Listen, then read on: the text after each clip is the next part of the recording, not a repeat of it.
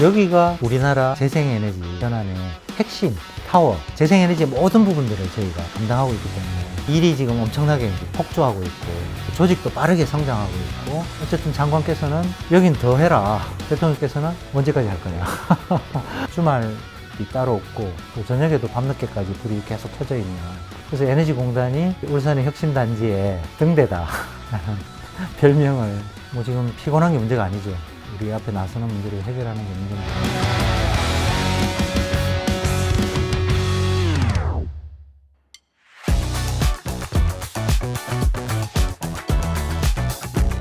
우선 뭐 개인적으로는 굉장히 즐겁고 또 행복하고 또 보람된 그런 시간이었습니다. 우리 에너지공단이 재생에너지 관련해서 우리나라 국가 재생에너지를 전담하고 있는 기관이거든요. 우리 사회가 재생에너지로 빠르게 전환해 가야 되는데 제대로 전환하지 못한다면 뭐 세계적으로 경쟁에서도 뒤처질 수밖에 없고 국가 경쟁력에서도 이렇게 치명적일 수밖에 없는 세상인데, 그 중요한 재생에너지를 맡는 에너지공단의 일을 하게 돼서 자부심이 굉장히 크게 있고요. 직원분들이 정말 열심히 한다는 것을 느꼈습니다. 특히나 재생에너지 사업이 지금 계속 늘어나고 있어요. 아주 폭발적으로 늘어나고 있고, 추경에서도 여긴 더 해라, 더 빨리 해라, 사업비도 굉장히 많이 늘어나고 있고, 주말이 따로 없고 또 저녁에도 밤늦게까지 불이 계속 켜져 있는, 그래서 에너지공단이 울산의 혁신단지의 등대다라는 별명을 이제 갖고 있을 정도로 열심히 하고 있고,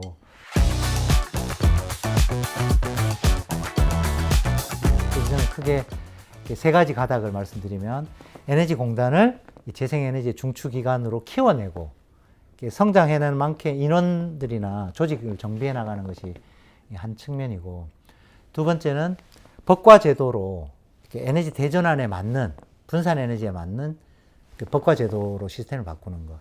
세 번째는 그것을 현장에 적용하기 위해서는 샘플을 잘 만드는 것, 그러니까 시범 사업을 잘 만들어내는 것을, 그 세 가지를 지금 역점을 두고 이렇게 추진을 하고 있습니다.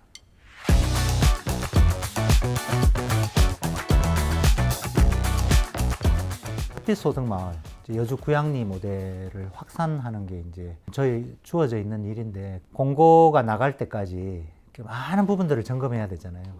그래서 공고가 아마 페이지가 40페이지가 넘을 거예요. 그만큼 이제 꼼꼼하게 성공한 정책이 될 수 있도록 하기 위해서 많은 부분들을 노력해 왔거든요. 뭐 부지, 금융, 개통, 주체, 이 네 가지를 잘 해결해야 되는 숙제가 있었는데, 부지 관련해서도 국토부에 도로 부지도 적극적으로 활용하라고 대통령께서 이제 지시하시고 계시고, 수자원공사의 그 저수지 정보라든지 이런 것들을 어떻게 빨리 주민들에게 널리 공개를 할 것인가 해결을 하려고 하고 있고, 금융도 마을 주민들이 원래 이제 뭐 돈도 없고 재산도 없고 담보 가치도 없고 하다 보니까 부동산을 담보로 하지 않고 시설만을 담보로 하는 동산담보대출, 또 미래의 태양광 수익을 담보로 하는 수익권 담보대출, 이런 것들을 적용해서 지금 뭐 신협, 수협, 새마을금고, 농협 같은 데서 지금 상품들을 만들고 있고요. 지금 그 작업들을 열심히 하고 있습니다. 상품은 어느 정도 준비가 됐다고 하고, 이제 우리 에너지공단의 정책 자금하고 이렇게 연결하는 작업을 하고 있는데, 이것도 시간이 걸리더라고요. 금융이라는 게 이게 금방 되는 게 아니라, 그거를 지금 저희가 이제 7월부터 본격적으로 시작하기로 되어 있는데, 7월 전에 지금 마무리하는 작업들을 하고 있고요. 또 하나는 자부담 부분을, 그러니까 85%를 정부의 정책 자금으로 제공을 하더라도 15%의 자부담도 크다.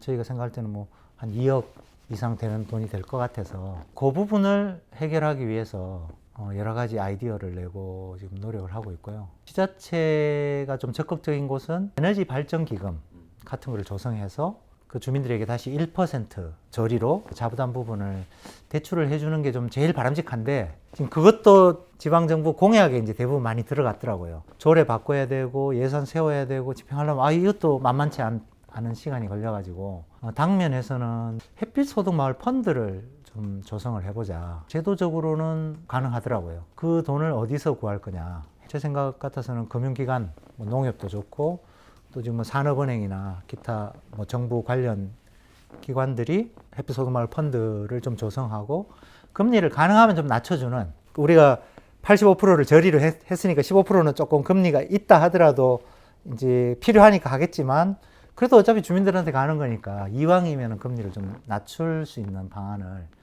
좀 모색하고 있습니다. 개통 관련해서도 대통령께서 적극적으로 햇빛소득마을 개통을 해주라고 이제 지시가 있으셔가지고 그게 이제 원래 법적으로 안 되거든요. 그 개통의 우선순위를 인위적으로 바꾸면은 전기사업법 20조 위반이 돼. 그래서 전기사업법 20조 개정안이 지금 국회에 올라가 있고 지금 앞순위에서 지금 처리를 기다리고 있습니다.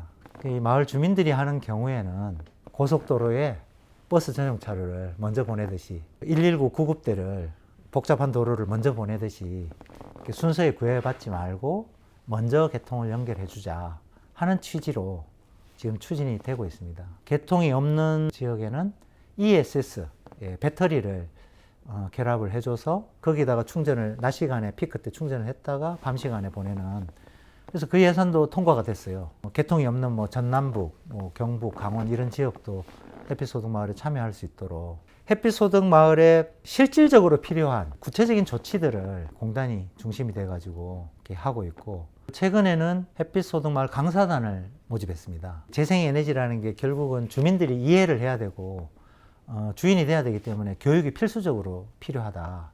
저희가 추경에 이 교육 예산이 뭐 금액은 크지 않지만 반영이 됐어요.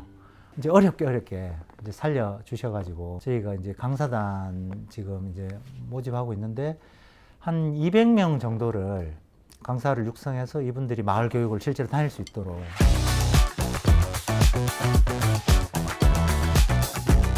수요 조사를 좀 한 자료를 봤는데 경기도하고 충남이 아직 집계가 안 됐던데 나머지 부분 해서 1130개 정도 마을에서 수요가 있더라고요. 이제 하겠다라는 의사를 밝힌 걸로. 그래서 뭐 경기도하고 충남까지 하면은 훨씬 수가 이제 늘어날 걸로 보이고 3월 31일 날 이제 공고가 나갔는데 이제 뭐 그렇게 오래 되진 않았어요. 이렇게 현장에 보니까 이제 이장단 회의에 안건이 올라가고 있더라고요. 그래서 이제 대중들에게 실제로 이제 보급이 되는 상황이기 때문에 상당히 많은 수가 신청을 하겠구나. 그래서 지금 조금 안도를 하고 있습니다. 어렵게 사업을 만들었는데 신청자가 없으면 안 되잖아요. 신청 마을이 없으면 안 되는데 지금 반응으로 봐서는 상당히 뜨겁다. 지자체 선거에 시장 군수님들 나가시는 공약에 햇빛소득마을이 제가 볼 땐 거의 다 들어간 것 같아요. 전라북도에 이렇게 공약 보면은 뭐 1인당 100만 원 에너지 기본소득, 뭐 가구당 1000만 원 연간 막 이렇게 뭐 그게 현실성이 있냐 없냐를 떠나서 그 자체가 굉장히 중요한 우리 사회의 정책 이슈가 됐다라는 것이 굉장히 뿌듯하고 큰 변화가 아닌가라는 생각이 듭니다. 구양리 햇빛소득마을이 원래 이제 한 개를 잘 만든 건데 금방 빠르게 저희들 처음에는 100개의 구양리를 만드는 게 목표였거든요. 근데 그게 이미 뭐 그 올해만 해도 한 700개 정도를 하는 것으로 지금 계획하고 있습니다. 그래서 그만큼 늘어났고 아마 내년 내후년에 이게 이제 만들어진 마을이 있고 실제로 이웃 마을들이 그거를 바라보게 되면은 아마 더 열기가 있을 거다. 그리고 이 사업 자체가 정부 예산이 거의 들어가지 않는 금리를 2차 보전해주는 이자 비용을 지원해주는 그걸 에너지공단이 하고 있거든요. 실제 농촌의 복지를 위해서 또는 농촌의 지역 소멸을 막기 위해서 넣는 돈에 제가 볼 때는 실제 효과로 따지면 뭐 최소 50배, 최대 100배의 효과를 보는 거다. 그래서 아마 앞으로도 지역 소멸, 뭐 인구 소멸, 농촌 소멸을 막는 가장 중요한 정책이 될 거다. 그리고 사업비 자체가 들어가지 않도록 설계를 해놨거든요. 85% 대출, 15% 자부담. 그러니까 사업비에는 뭐 국비든 지방비든 국가 예산이 들어가지 않도록 설계를 해놨기 때문에 마음만 있으면은 어느 마을이든지 이제 참여할 수 있다는 이제 그런 장점이 있는 거죠.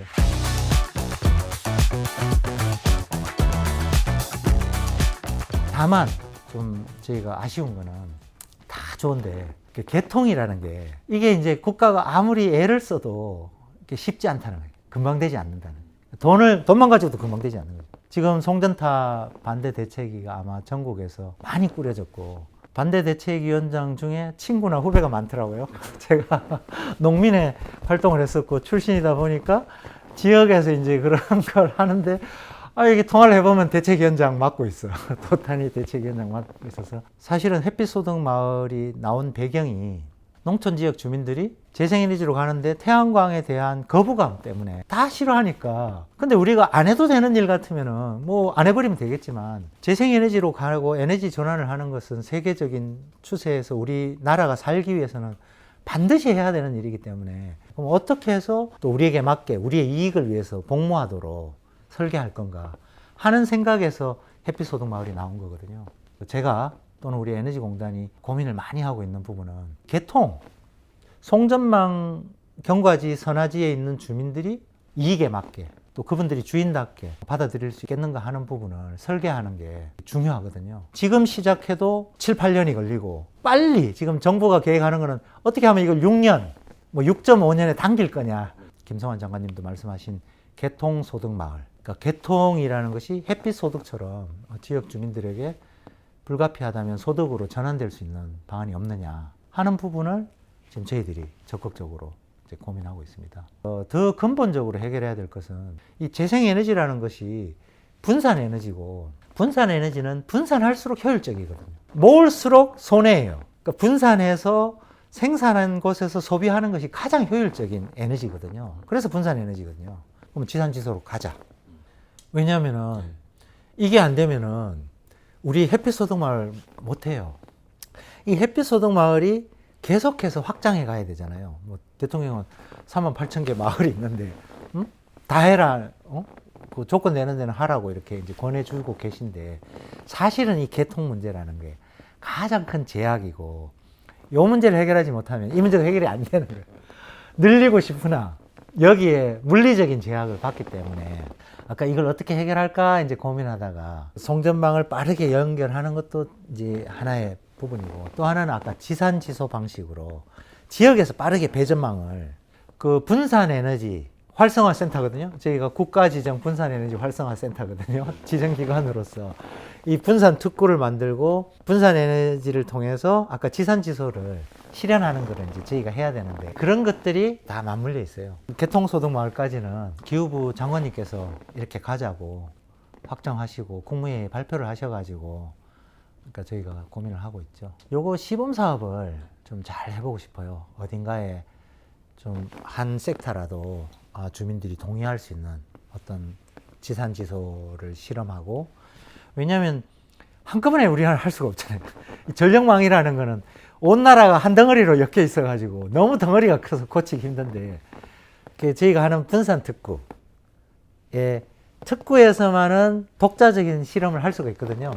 그래서 이제 그걸 적극적으로 하려고 하고, 대통령께서도 제주도의 분산 특구에서 뭔가 빠르게 지산지소 모델, 또 요금제 모델, 태양광이 많이 나올 때 요금을 싸게 해서 많은 분들이 그 시간에 소비를 늘리는 거예요. 그러니까 그렇게 하면은 또 개통이 생겨요, 여유가. 그래서 그런 부분들을 저희가 시범 사업을 만들고 실증하는 그런 것들을 준비하고 있습니다.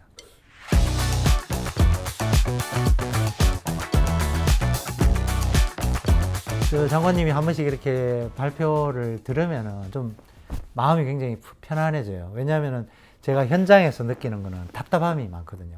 오랜 세월 해오던 방식, 화석연료 중심의 모든 시스템이, 이 에너지 시스템이 화석연료 시스템 아닙니까? 지금도 90%가 화석연료고 10%가 재생에너지니까 화석연료 시스템을 우리는 바꿔나가고 있기 때문에 기존 질서에서 보면 항상 답답함이 느껴져요. 그리고 재생에너지 하기에는 이 시스템이 바뀌어야 되고, 그런 문제를 현장에서 접하는데, 어쨌든 장관께서는 과감하게 고치겠다라고 이제 발표를 하고 계시고, 대통령께서는 언제까지 할 거냐. 이제 정책은 그만하고 실행 계획을 얘기해라. 이렇게 계속 압박을 하고 계셔가지고, 저희로서는 힘든 일이지만 아마 잘 될 거다. 기쁜 마음으로 받아들이고 있습니다.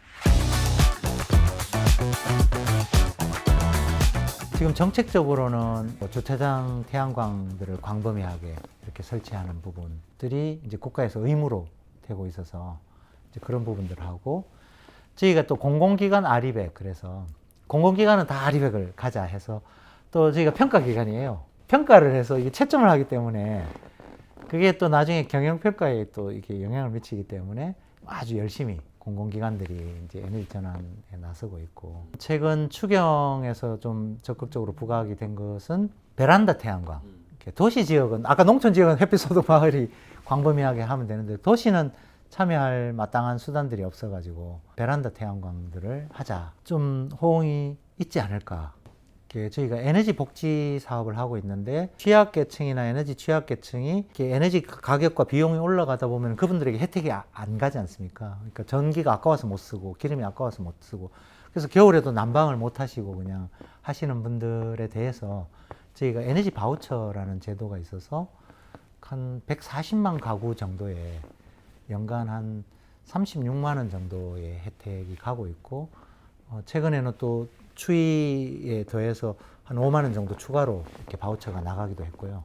그래서 바우처를 못 쓰시는 분들을 저희가 또 발굴해서 에너지 예를 들면 뭐 전기 사용료가 없다든지 그런 게 또 저희가 체크를 해서 가스 사용이 안 되고 있다든지 그런 걸 체크를 해서 실제 사람이 나가서 점검하는 것들을 통해서 그분들이 쓸 수 있게 만들고 그래서 에너지 복지 분야도 중요한 분야고 앞으로 저희들이 계속 확대해 나가려고 하고 있습니다.